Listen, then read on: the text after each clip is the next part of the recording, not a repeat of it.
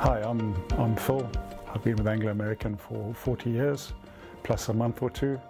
I'm Head of Industrial Relations for the group, working in Group P&O and based in London.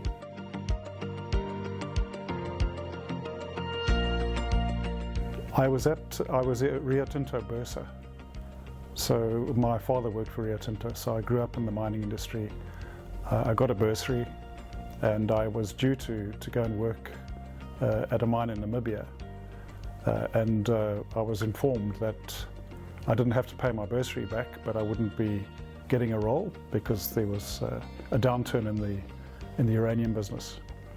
And while I was at the Wits Business School, so this is the business school for Wits University in Johannesburg in South Africa, two individuals from the then Anglo Coal Division recruited me, came and gave a talk and recruited me. I went for an interview which was very quick, and I joined Anglo American in January 1985.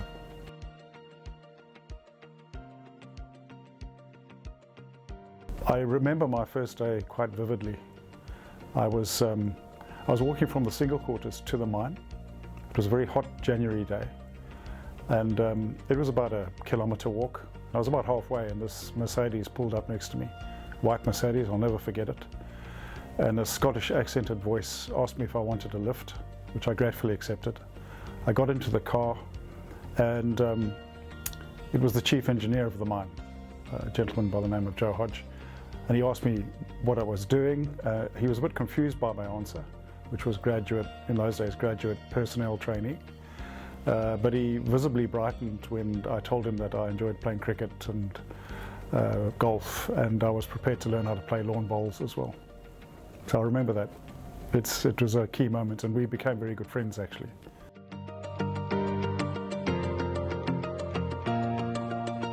So I started off in the then coal, it was called the Anglo Coal Division, I think, at the time, as a graduate, what we would call these days HR or P&O trainee. Did an 18-month training program, which was fantastic. I was given a lot of practical experience, so I worked shifts underground, got to understand what it was like down there, and then did all sorts of things. Got to develop training programs, and it was great fun. And at the end of that towards the end of that 18th month period, my mentor and manager was promoted to another mine, and I had to fill his role as a inexperienced graduate. And I think the learning curve was incredibly steep. I moved naturally into a career at that stage of industrial relations. So I'd had a number of industrial relations roles on a number of mines. Got my first appointment as an HR manager on a project, a mine that we were building. We built the mine, got it going, and then I moved around to another couple of mines. In 1997, I have no idea why I remember that, I was made the divisional training manager for the coal business at the time, and also became the sort of head of HR, or HR lead for the base metals division, which at that stage was a number of operations in the Northern Cape, Western Cape of South Africa, and also Scorpion Zinc in Namibia. And then shortly after that, I was moved into group. I left coal, moved into group, and I had a very fancy title, Senior Vice President Training and Development. And I ran the Group Development Centre as it was then. I also got to work in places like Canada, or the Frozen North as we called it in those days, Poland, Central Africa, all over the world, and it was probably one of the defining career opportunities that I had.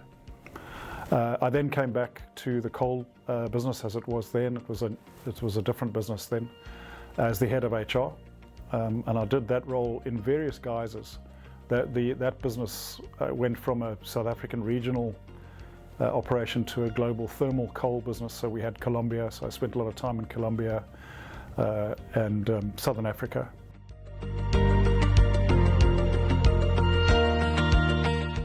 In 2018, I was given a fantastic opportunity to become part of the Elimination of Fatalities task force.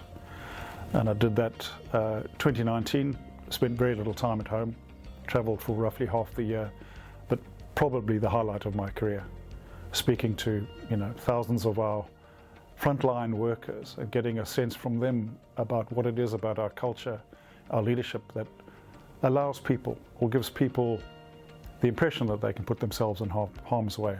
Putting it slightly crudely, but that's more or less what we did. Very fulfilling, very grueling, but an amazing, amazing period.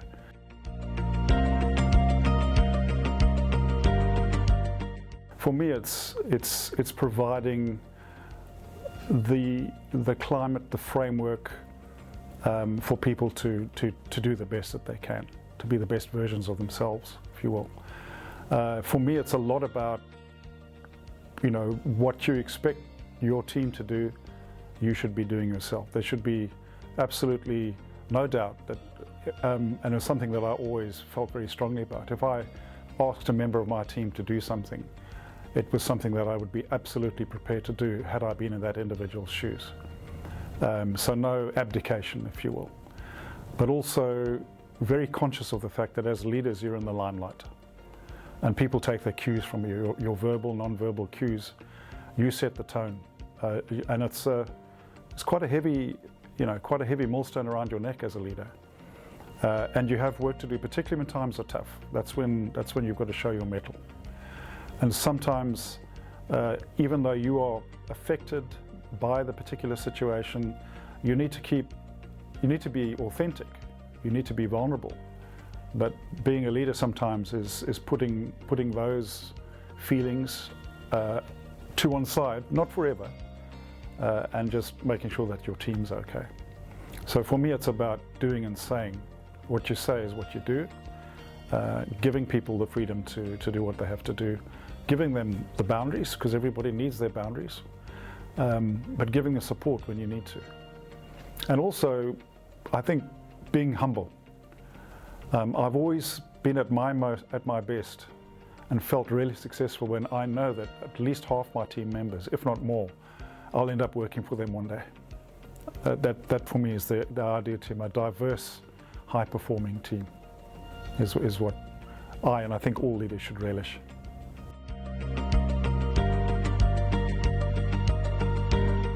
I think one of the reasons why I've stayed so long and enjoyed myself for pretty much every one of the 40 years that I've worked for Anglo American are the people.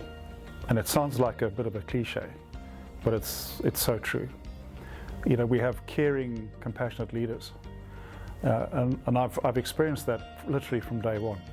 The individual in the Mercedes was a caring, compassionate leader. There are exceptions, but those exceptions didn't last very long, or generally didn't fit in with the culture of the company. So you had these caring, compassionate leaders. You had the hard-working middle managers, again very caring, very focused on doing the right thing. The frontline supervisors, those gritty frontline supervisors who are so pivotal in our business, and spending time with those individuals, it's just an amazing experience. And their hopes and fears and the need to support those people is I've always felt really strongly about that. And then down to the people that do the work, whether they're in the offices or down the mine or in the plants or refineries, those hard-working operator, if you like, level people who effectively pay our salaries and are often the wisest people in the business, in my view. And the ability to relate to those people, listen to what they have to say, and interact with them, I've always found, really, really inspirational and fulfilling.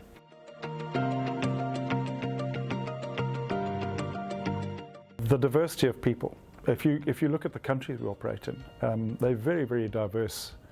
The cultures that we have, and then the subcultures in those various regions and businesses are really diverse. And I think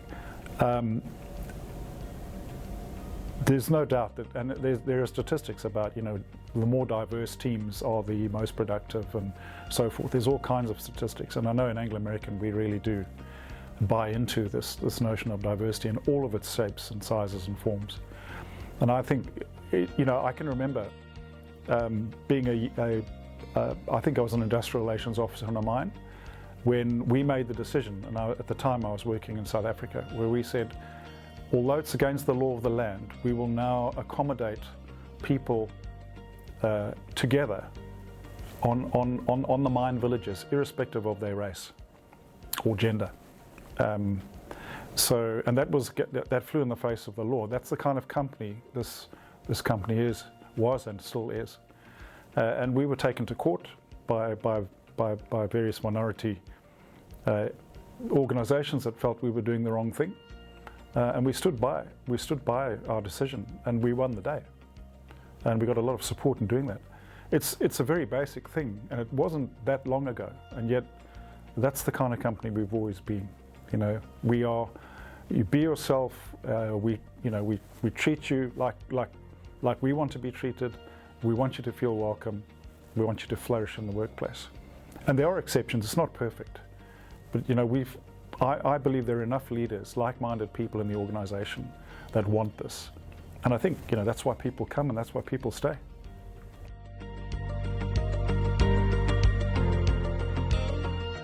I think I'd sort of approach that from, if I had my time again, I would do exactly the same thing. So I have absolutely no regrets, and in fact I'm very happy with the way my career has gone, and the company that I've ended up staying with for so long. But having said that, I would then say, well, what worked for me, and why did I stay for so long? And firstly, putting your hand up for opportunities, keeping your radar switched on all the time. There are always opportunities for you to grow and stretch yourself. You know more than you realize. I'm not saying be arrogant. I'm just saying be confident. A lot of what we do is common sense, judgment, and while experience and knowledge helps, you know, you're not utterly helpless or of no use for a certain number of years. Literally, from the word go, you can contribute, you can make a difference. When you walk into an unfamiliar place or an unfamiliar role, your natural ability to question should come to the fore, because some of those questions are really good questions. Remember, the people